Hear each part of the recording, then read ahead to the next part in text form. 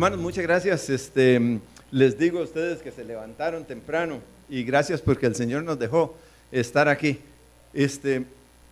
Como Drake les indicó la semana pasada y hizo una excelente introducción, el tema o primera parte, no exactamente introducción, sino la primera parte, el tema que estamos trabajando este mes es el tema de creer también es pensar, ¿verdad? Es un tema que no es muy común en las iglesias, ¿verdad? En nuestras iglesias no trabajamos mucho esos temas. Y hoy vamos a trabajar un poco, o a tratar de entender y manejar un poco este tema desde un punto de vista mío, ¿verdad? Como ustedes, yo creo que la mayoría sabe, tal vez los que no me conocen mucho y que son recientes en la iglesia, no saben que yo soy físico y he trabajado con la Universidad de Costa Rica ya como por unos 40 y resto de años y he hecho algunos trabajos también en la parte de docencia y en la parte de investigación. Entonces, lo que ustedes van a oír está sesgado, ¿verdad? Está sesgado a mi punto de vista y a mi formación. Entonces, Roberto me pidió, el pastor me pidió que trabajara el tema de por qué usar la mente, pero yo me desvié. Y que dicha que no está para que no se enoje, ¿verdad? De que me desvíe un poco y voy a hablarles de algo un poco más así, más de mi pensamiento o de lo que de lo que yo he estudiado, de lo que yo conozco. Y espero que sea de útil. Traté de escribir todo lo que iba a decir y me salieron 7 páginas. Entonces, bueno, sí, 7. Pero tengo 3 puntos de dónde puedo parar. Entonces, cuando ya los vea bostezar o cuando alguien se caiga de la silla dormido, entonces yo podría ser una señal de que debo parar. Gracias, hermanos. El pasaje que leímos ahora, es un pasaje que es una oración que San Pablo hace por los hermanos, ¿verdad? Es una oración que San Pablo está haciendo por los hermanos de Colosas. Y entre las cosas que pone ahí, ¿verdad? Que ora por ellos, dice, esta es la versión, nueva versión internacional, dice, esto implica dar fruto, versículo 10, la parte segunda, esto implica dar fruto en toda buena obra, crecer en el conocimiento de Dios y ser fortalecidos en todo sentido, en todo sentido con su glorioso poder. Yo quisiera hacer énfasis sobre esto y creo que Drake lo hizo muy bien la vez pasada, ¿verdad? Crecer en conocimiento, ¿verdad? A veces pensamos que como algo así, que el crecimiento de nuestra vida espiritual es algo así como el crecimiento físico, ¿verdad? Que ocurre naturalmente, ¿verdad? Ahora que estaba viendo a algunos de los hermanos que estaban aquí cantando, digo, yo me acuerdo cuando eran niños, ¿verdad? Y ahí estamos viendo a los 2 niños de nuestros hermanos Wilson y nos decimos, qué lindo, ¿verdad? Ver a esos niños. Y el crecimiento ocurre, ¿verdad? Pero el crecimiento espiritual hay que trabajarlo. No solo ocurre espontáneamente, no es como esa niña que tenemos ahí, en 15 años estará aquí, ¿verdad? Buscando novio. Entre otras cosas, ¿verdad? Y naturalmente, ¿verdad? Ella no tiene que hacer el esfuerzo por decir voy a crecer. No, hoy no quiero crecer, hoy me quedo así, ¿verdad? El conocimiento, el crecimiento espiritual implica que debemos crecer en nuestro conocimiento del Señor. Y hay otro pasaje que también me gustaría hacer referencia para comenzar, y es en 1 Pedro 3, versículos 15 al 16. Que seguramente ustedes han oído, pero lo voy a leer en la Nueva Traducción Viviente, que es una traducción así un poco popular. Dice, en 1 Pedro 3, del 15 al 16, si gustan buscarlo. En cambio, adoren a Cristo como el Señor de su vida. Si alguien les pregunta acerca de la esperanza que tienen como creyentes, estén siempre preparados para dar una explicación, pero háganlo con humildad y respeto. En la versión tradicional dice, estar siempre preparados para dar cuenta de vuestra fe. Estar listos para dar cuenta de nuestra fe. Me gusta esta traducción, estar siempre preparados para dar una explicación de lo que nosotros creemos. Entonces, esas dos frases, por cierto, este versículo es en el contexto de la persecución, este último versículo, ¿verdad? Entonces, manténganlos ahí en mente, ese va a ser como nuestro trasfondo. Y realmente voy a hacer algo que a mí no me gusta hacer cuando hago predicación, que es que a mí me gusta coger el pasaje y analizarlo. Hoy voy a más hablar como en un término más generales y entonces va a sonarles un poquillo extraño. Tal vez algunos tal vez no les va a gustar. Van a decir, yo no vine a la iglesia para que me hablen de esa manera. Bueno, me disculpan hoy, es solo hoy. Ya de hoy en 8 habrá otras cosas, ¿verdad? Lo más tradicional. Bueno, tal vez para motivarnos un poco, pensemos en este diálogo hipotético, aunque no tan hipotético porque me lo contó un pastor hace algunos años. Un diálogo que no debe ser, pero que a veces es. Simplicio, bueno, ese es un nombre ficticio, ¿verdad? Le cuenta a su amigo, yo voy a la iglesia bautista. Está feliz, qué dicha, alguien estaba despierto. ¿De verdad? ¿Y qué creen en esa iglesia? Le pregunta a su amigo. Simplicio se queda pensando y dice, pues lo que dice el predicador. Espero que esa no sea su actitud, ¿verdad? Particularmente hoy, ¿verdad? Usted no tiene que creer lo que dice el predicador, ¿verdad? No, nosotros no creemos lo que dice el predicador. Nosotros creemos lo que dice la palabra, ¿verdad? Creemos lo que el Señor nos enseña. Y si el predicador está de acuerdo con eso, qué bueno es el predicador. Y si no, podemos olvidarlo. Drake nos hizo un buen énfasis la vez pasada. Examinarlo todo. ¿Quién termina? Y retener lo bueno, ¿verdad? Examinarlo. Haga un esfuerzo mental por examinar. Bueno, ojalá que eso no pase con usted. El estudio de hoy es un estudio con muchas preguntas y algunos intentos de respuesta. Así que vayan ahí manteniendo en su mente las muchas preguntas. Me gustaría invitarles a pensar en algo que para mí es maravilloso. En el principio Dios nos creó seres humanos, ¿verdad? Nos hizo seres humanos en una manera distinta a como hizo el resto de la creación. Bueno, no ese es el pasaje que quisiéramos analizar, pero espero que todos lo tengamos en mente, ¿verdad? Cuando cuando creó al hombre, dice que lo formó y sopló vida sobre él. Y nos creó con una capacidad que es una capacidad maravillosa, nuestra capacidad de razonar, nuestra capacidad de imaginar, nuestra capacidad de abstraernos, de que nosotros podemos imaginarnos que no somos parte del mundo y podemos ver el mundo.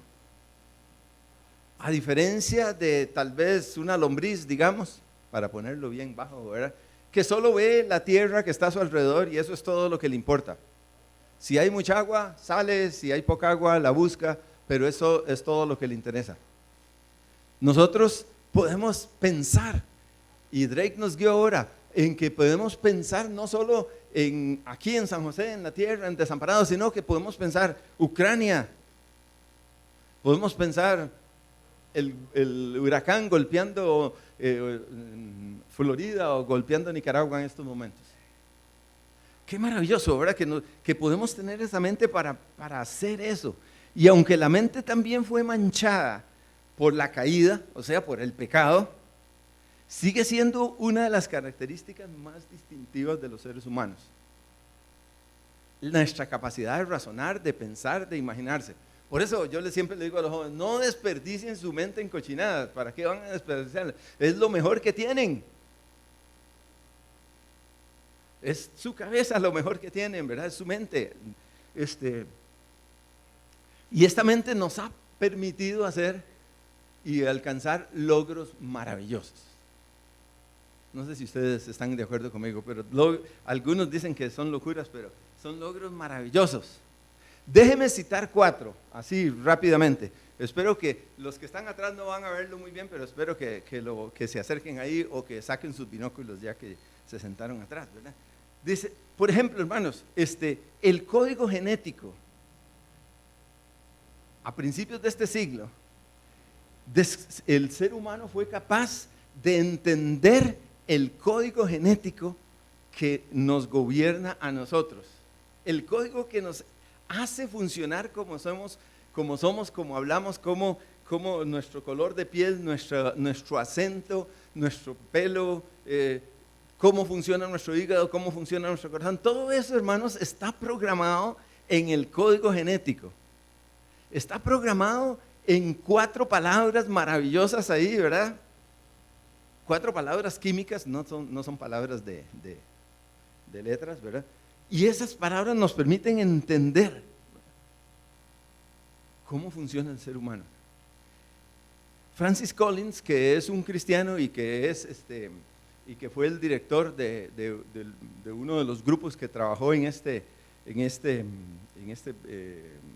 descubrimiento, dijo el día que se hizo la presentación del informe ante el presidente de Estados Unidos y ante varios otros dignatarios, dice: hoy es un día muy feliz para el mundo, es una bendición de humildad, es una lección de humildad y asombro inspirador para mí, darme cuenta que hemos captado una primera mirada de nuestro propio libro de instrucciones, hasta ahora solo conocido por Dios. Ya nosotros podemos ver el programa como fuimos escrito, en que está escrito el cómo somos nosotros. Hermanos, ¿no les parece a ustedes interesante que ahora el Instituto Meteorológico la pegue? Más a menudo que antes, ¿verdad? Sí, ¿se acuerdan? Antes nosotros siempre hacíamos la broma, ¿verdad? El meteorológico dijo que va a llover, entonces no va a llover, ¿verdad? Decíamos al revés, ¿verdad? Y hacíamos al revés y no nos preocupamos. Siempre decíamos, eso es un bateo, pero ahora ya lo sabemos. Dijeron, va a empezar a llover el sábado en la tarde. Se atrasaron como 2 horas, ¿verdad? Empezó a llover un poco como en la noche. Y va a llover más aquí y más allá. ¡Qué maravilloso! ¿No les parece? Hemos logrado entender, aunque faltan muchas cosas, pero hemos logrado entender cómo funciona el clima, el clima global, el clima en general, ¿verdad? Y ahora podemos entender, muy bien, antes nos decían, eso del calentamiento global y esas cosas, no, ya lo entendemos. En el 2021 le dieron premio Nobel a los 3 científicos que nos ayudaron a entender estos sistemas que se llaman sistemas altamente complejos.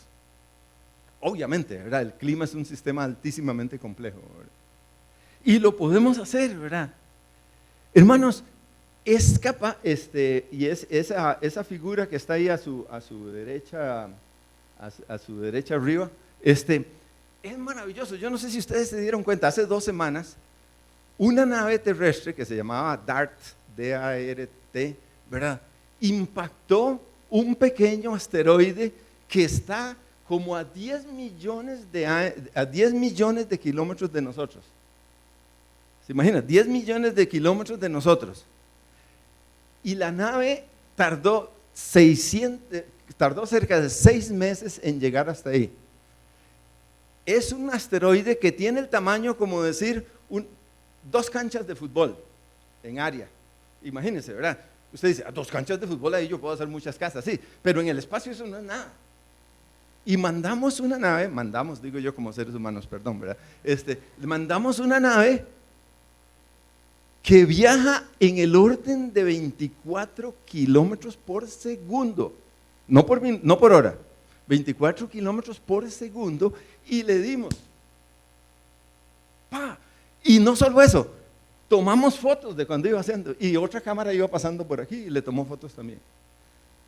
Conocemos las leyes que gobiernan el movimiento en el espacio a tal punto que podemos decir, podemos hacer eso. ¿No les parece maravilloso? Podemos hacer un cohete que tiene como 100 metros de altura, que se llama Artemis 1, que está preparándose para salir para la luna dentro de poco. conocemos esas reglas. El entendimiento del ser humano ha llegado ahí. Y no solo en lo grande, sino también en lo pequeño, entendemos cómo funcionan las fuerzas fundamentales de la naturaleza y podemos explicar de qué está hecho todo lo que nosotros conocemos. Los átomos, los núcleos de los átomos, los protones, los quarks, los leptones. Y no les estoy diciendo malas palabras. Qué maravilloso, ¿no les parece? Que entendemos eso. Y tenemos ese famoso laboratorio, el que se llama el LHC, el que está allá entre Suiza y Francia, ¿verdad? Con más de 4 kilómetros de diámetro para estudiar todo eso. ¿No les parece que eso es maravilloso? ¿Y de dónde salió todo eso? ¿Cómo llegamos a hacer todo eso?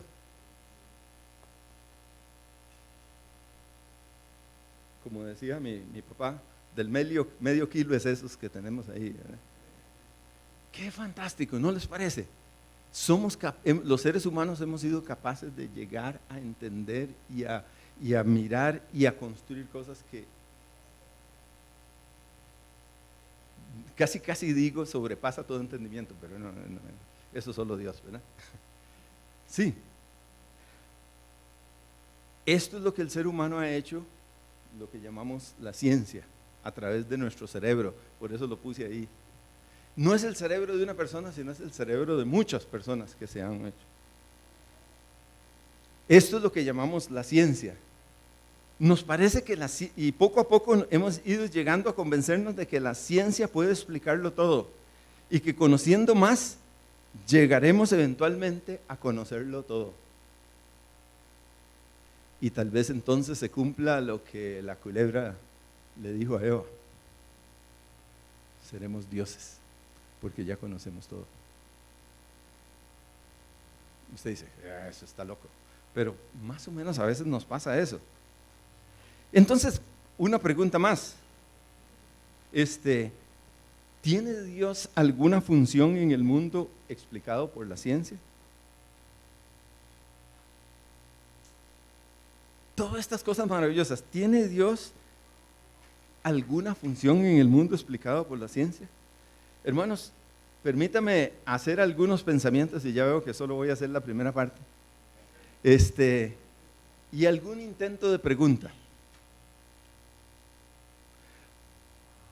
Estoy hablándole a creyentes, tal vez haya alguien que después ahí vea el YouTube y no sea creyente, pero estoy hablándole a creyentes y por eso pues parto de que hay algún conocimiento y algunos presupuestos de que ustedes creen, ¿verdad?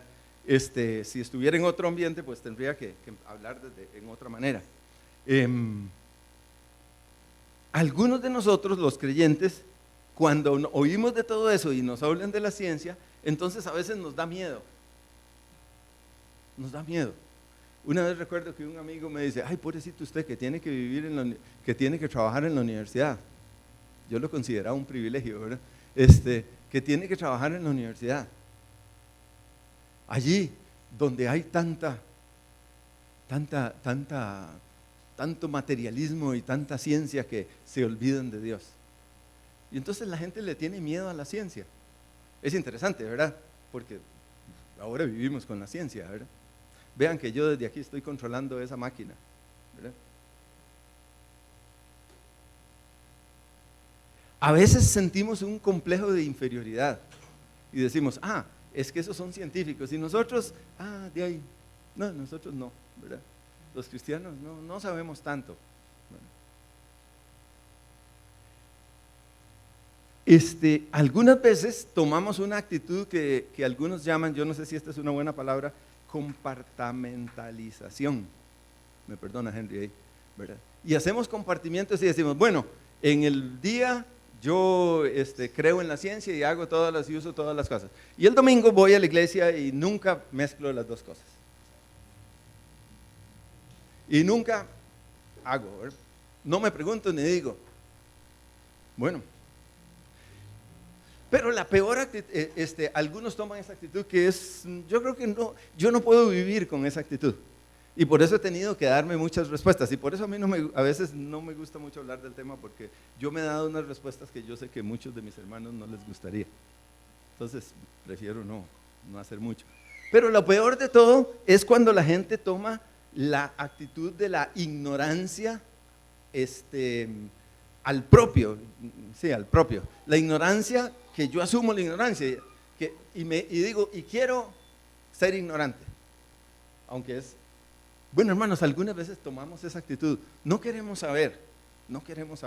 Pero yo creo que el Señor nos dice, crezcan en su conocimiento, porque esto les va a dar crecimiento. Sepan dar razón de nuestra fe. Sí, yo puedo tomar esa actitud, pero ¿qué es lo que van a decir? Usted está actuando como un estúpido, ¿verdad? No, ¿verdad? No es una actitud que debemos tomar los cristianos. ¿Puede la ciencia explicarlo todo? Bueno, muchos de mis colegas científicos,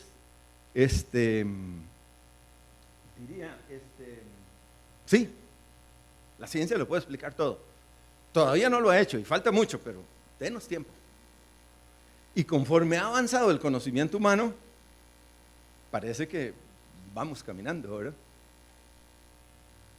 Entonces, ¿puede la ciencia explicarlo todo? Bueno, partamos la pregunta. ¿Tiene Dios alguna función? Hagamos la pregunta en una manera un poquito diferente. ¿Tiene Dios alguna función en el mundo explicado por la ciencia? Es más o menos la misma pregunta, pero ahora preguntando como cristianos, ¿verdad? Bueno, estoy leyendo un libro que se titula así. Lo recomiendo para los que les gusta leer. John Lennox no John Lennon, no, ese era el Beatle. John Lennox, él es un doctor en matemática, máster en física y máster en 2 o 3 cosas más. Y un cristiano apologista. Y déjeme poner este ejemplo para tratar de contestar esta pregunta. Bueno, que es la pregunta A y la pregunta B. Solo voy a contestar la A para que no se asusten. ¿La ciencia puede explicarlo todo? Me faltó el artículo ahí. Bueno, déjeme intentar contestarla mediante un ejemplo. Los pancitos de minuto de doña Conchita. Bueno, creo que ustedes no conocieron, ninguno de ustedes conocía a doña Conchita, o muy pocos de ustedes. Doña Conchita era mi mamá. Y mami hacía unos pancitos de minuto insuperables, ¿verdad? Yo he tratado de hacerlos, pero como 50%, algo así, ¿verdad? Mi hermana los hace muchísimo mejor, pero va a perdonar Merce, no le diga nada, Nori. Pero 80% tal vez, ¿verdad? De cómo los hacía. Mami hacía unos pancitos deliciosos. Los domingos en la tarde, como el día estaba como así, y había harina en la casa, mami nos hacía pancitos, y ya como no podíamos salir, pues tomábamos café con pancitos, ¿verdad?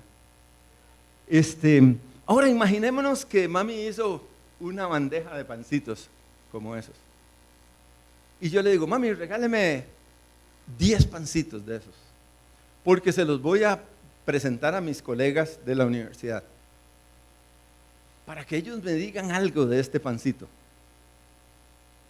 Entonces me voy allá y busco una profesora en la Escuela de Medicina de Bioquímica y le llevo cuyo nombre no les voy a decir porque está aquí, le llevo el pancito y le digo, doña Gabriela, cuénteme qué hay aquí en este pancito, descríbame este pancito. Y ella me va a decir, bueno, sí, claro, deme un poco de tiempo, y me puede explicar cuántas proteínas, cuántos lípidos, cuántas grasas, no sé qué más hay ahí. Y esto es bueno para, si usted se lo come, le va a ayudar para esto, le va a ayudar para lo otro. Sí, lo va a hacer excelente, seguro. Se lo llevo a un colega de química y le digo, ¿usted puede explicarme qué hay aquí en este pancito? Y él seguramente hará sus pruebas y sus espectrómetros de masas y todas sus cosas y me dirá, tiene carbono, tiene nitrógeno, tiene la proporción de tanto nitrógeno, tanto carbono, hidrógeno y además un poquito de fósforo y un poquito de, ¿qué más? Tal vez Uriah me puede ayudar ahí, ¿verdad? Sí, y le agrega. Y me puede decir toda la lista de elementos que hay presentes en el pancito, ¿cierto? Y se la llevo a mi colega físico y le digo, ¿qué hay dentro de este pancito? Y él se pone todo así y dice, hay átomos, hay moléculas.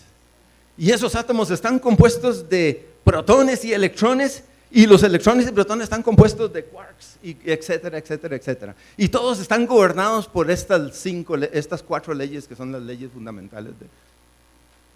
Y todos me han dicho algo cierto. Y todavía se lo llevo a un ingeniero y le digo, un ingeniero mecánico, digamos, y le digo, ¿qué hay aquí? Y seguro me va a empezar a describir. Sí, bueno, vea, aquí hay un pan que tiene una dureza de tal y tiene una granularidad, que está compuesto de granos, granularidad de tal. Sí, y me lo va a describir, se lo llevo a un matemático y el matemático dice, mire qué forma más interesante, esta forma es un toro entrelazado. Sí, es que la palabra toro para los matemáticos no significa el que tiene cachos, no, es otra cosa, ¿verdad? Y me va a decir unas cosas, y así podría seguir, ¿verdad? Pero ahora llego y le pregunto a todos ellos, ¿y por qué hizo doña Conchita estos panes? Y con toda su sabiduría ninguno de ellos va a poder decirme. Yo vengo ahora con los informes de mis compañeros y se los muestro a mi mamá. Mi mamá terminó la escuela y ahí terminó su educación formal, aunque ella era tremendamente educada por la mucha lectura. Y ella no me va a poder entender ni le va a interesar probablemente tampoco saber de lípidos o proteínas o quarks o toros o lo que usted quiera, ¿verdad? Pero si yo le digo, mami, ¿por qué hizo el pan?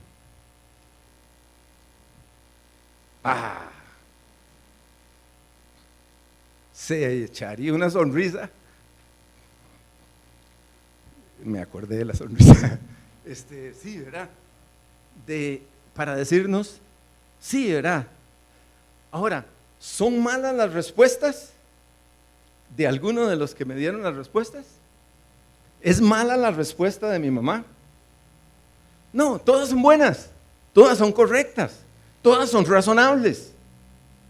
¿Correcto? ¿Me siguen? ¿Me siguen ahí, verdad?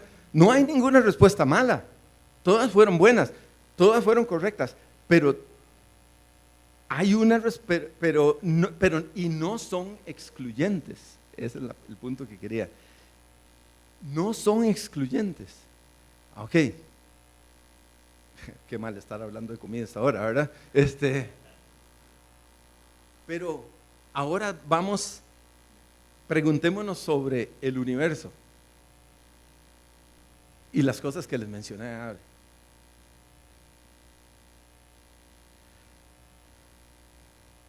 ¿Me siguen? ¿Pueden hacer la comparación? Qué dicha, que algunos me dicen que sí. Hay otros que me volvieron a ver así como, ven la comparación, ¿verdad?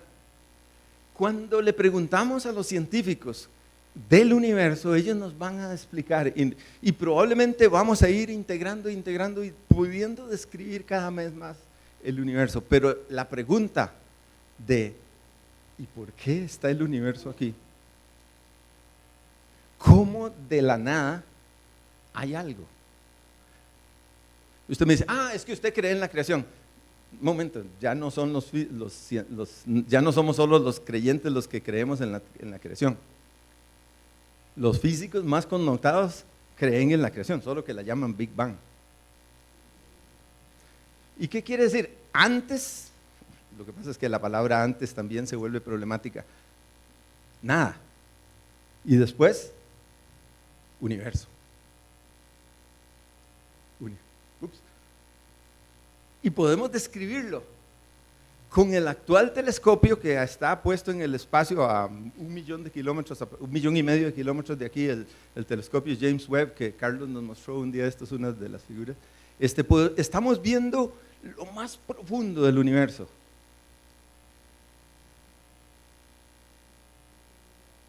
Qué maravilloso, ¿verdad? ¿No les parece?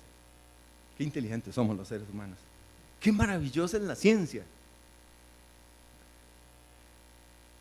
Pero lo que quisiera dejarles es, igual que la respuesta de mi mamá no compite con la respuesta de todos mis colegas de la universidad,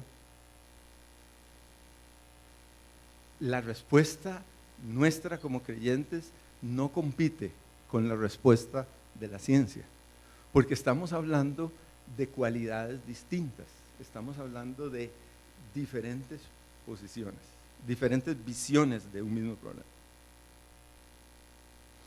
Peter Medauer o algo así, premio Nobel de Medicina de 1960, refiriéndose a esto dijo: la ciencia es incapaz de contestarnos las preguntas más infantiles, las preguntas que nos hacen nuestros hijos cuando empiezan con el terrible ¿por qué? Sí, ¿verdad? Los que pasamos por eso. ¿Por qué? ¿Y por qué? Espérense, ya van a llegar, ¿verdad? ¿Y por qué? ¿Por qué no puedo salir? Porque está lloviendo. ¿Y por qué está lloviendo? Porque las nubes. ¿Y por qué hay nubes? Y ahí sigue hasta que finalmente, porque Dios lo hizo así, ¿verdad? Cállate. ¿Verdad? No nos queda más remedio, ¿verdad? Algunas veces.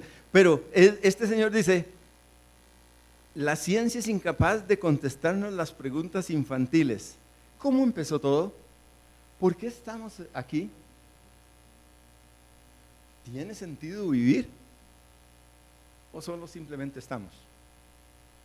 80 años, 70 años, 120 a los más robustos. Y se acabó. ¿Somos responsables por lo que hacemos? ¿O no? Vean que si nosotros no tenemos ningún creador y no hay ningún propósito en el universo, entonces tampoco hay responsabilidad. Entonces, el peor de los tiranos, ahora pusieron ahí, no, fue en la clase que hablamos un poco del Holocausto. Se murió y se acabó. ¿O estará dándole cuentas a alguien de lo que hizo? Por los 6 millones de judíos que murieron en la guerra. En la Segunda Guerra Mundial. Déjeme ir a las conclusiones, ya que vienen los niños. La ciencia nos permite entender mejor el universo. La ciencia nos permite entender el universo, conocer sus detalles íntimos, su orden, su belleza, lo que nos asombra, que nos inspira, y que para mí, y espero que también para ustedes, es también conocer mejor a Dios. Como dijo Francis Bacon, es el otro libro de Dios. Pero para nosotros los creyentes hay otra realidad también, que es además de la realidad científica, y es la realidad de que nosotros hemos conocido al Señor. Nosotros hemos tenido un encuentro con el Señor, personal y colectivamente. El encuentro con Dios nos cambia, y eso es fundamental. Pero el crecimiento requiere de que nosotros aumentemos nuestro conocimiento.